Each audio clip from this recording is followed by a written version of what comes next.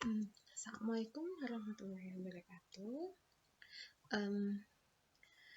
Ibu, ini materi pembelajaran mata kuliah DSDA untuk pertemuan yang ke-9, di mana kita akan membahas tentang struktur kayu, kerangka baja, dan bambu.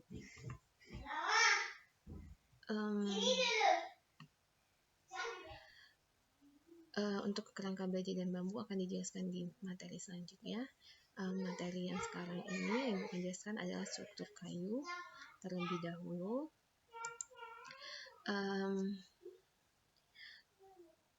Kita akan mulai dari struktur kayu. Bagaimana sih fungsi dan kegunaan dari struktur kayu? Jadi kayu itu memiliki kelebihan sebagai berikut. Jadi yang pertama, dia mudah didapat di toko-toko material. Kemudian banyak dikuasai oleh tukang lokal. Dan kayu itu punya sifat dia mudah dibentuk, dipotong, dan digunakan secara fleksibel. Itu yang menjadi kelebihan dari material kayu ini. Tetapi dia juga punya kekurangan. Nah, kekurangannya apa?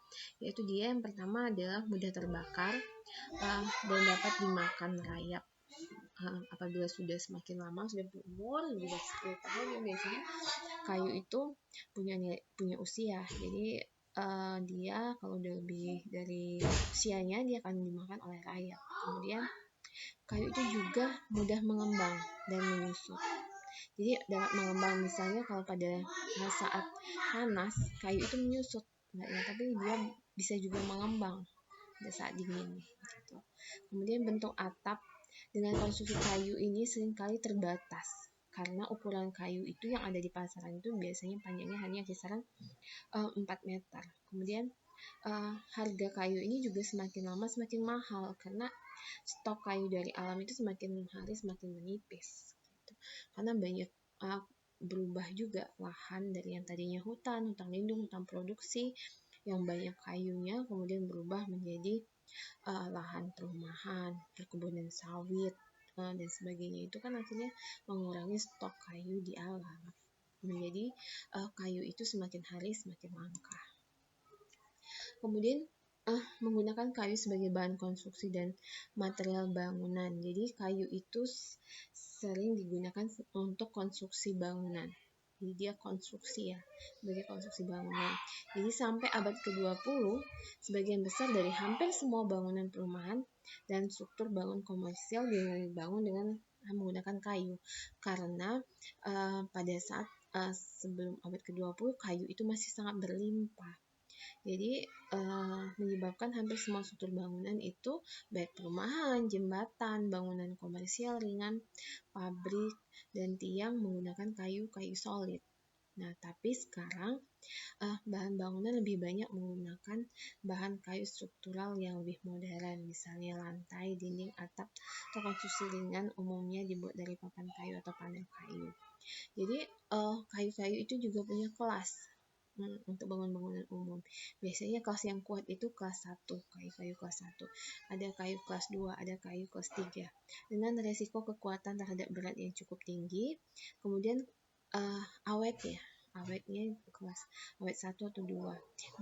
Dari kelas awet 3 atau di bawahnya, maka kayu tersebut harus diawetkan terlebih dahulu. Ini ada berbagai macam jenis kayu. Kalau kita sering dengarkan kayu jati, itu salah satu jenisnya. Jenis kayu yang paling baik sih sebenarnya kayu jati. Kemudian meranti, ini yang banyak di daerah kita. Kayu durian, kayu pinis, kamper, bengkirai, akasia, bulu, keranji. Nah, ini keulin, ini adanya di Kalimantan. Merbau, lara, kolomandel, sonokeling, itu nama jenis-jenis kayu. Ada juga sawo kecil. Nah, ini biasanya gambar struktur rumah yang dibangun dengan menggunakan kayu. Ini biasanya rumah-rumah zaman dahulu, ini strukturnya masih full menggunakan kayu ya, seperti ini. Ya, rumah kayu, rumah panggung biasanya, rumah ada tradisional kita itu biasanya strukturnya ya full dengan menggunakan bahan dari kayu. Sampai dinding-dinding pun ya pakai kayu. Kemudian penggunaan kayu gergajian secara konvensional untuk bahan bangunan hanya terbatas untuk dimensi tertentu dan tidak bisa digunakan untuk konstruksi bangunan yang memerlukan bentangan yang lebar dan tinggi. Untuk mendapatkan kayu dengan bentangan dan ukuran yang besar sangat sulit karena bentang dan ukuran tersebar sesuai dengan ukuran pohonnya. Untuk mengatur hal tersebut dibuat balok glulam, yaitu gabungan dua atau lebih papan kayu gergajian yang direkat dengan menggunakan perekat tertentu arah serat kayu sejajar sama lainnya. Makanya dibuat balok glulam karena panjangnya kayu itu dimensinya terbatas.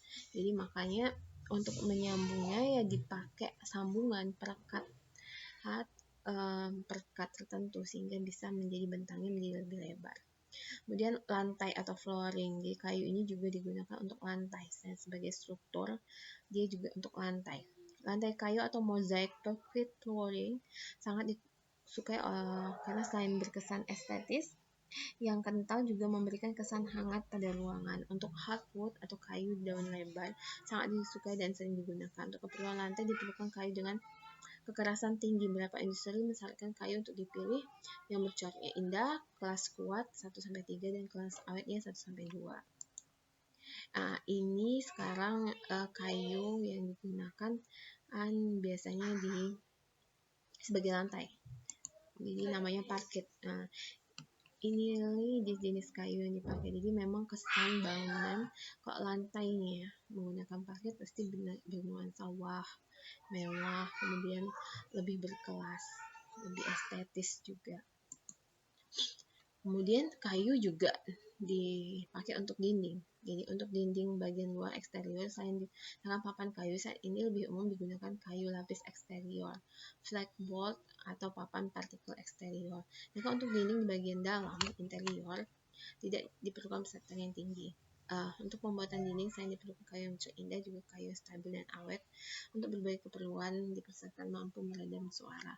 Karena biasanya orang tuh pakai kayu itu karena kayu itu salah satu fungsinya ini bersifat isolator, mampu meredam suara. Yang agak susah itu kalau digunakan di eksterior. Kalau interior lebih mudah karena kayu ini juga nggak tahan sama air, dia akan mudah lapuk. Wah, ini dia. Ini beberapa corak rumah modern yang menggunakan material kayu sebagai di interior maupun eksteriornya, juga jadi ornamen yang bisa mempercantik, memperindah sebuah bangunan. Cantik banget ya, desainnya juga keren. Lalu ini tentang konstruksi langkah baja. Ibu belum akan menjelaskan langkah baja, kita belajar tentang konstruksi kayu aja dulu penggunaannya. Ini nanti ibu akan lanjutkan di materi selanjutnya, di video pembelajaran selanjutnya. Oke, jangan lupa nanti kalian like, subscribe, dan komen di link komen, tuliskan nama dan NRP kalian, terus sebagai absen. Ya, kalian telah mendengarkan video pembelajaran dari ibu ini. Lebih dan kurang, ibu mohon maaf. Assalamualaikum warahmatullahi wabarakatuh.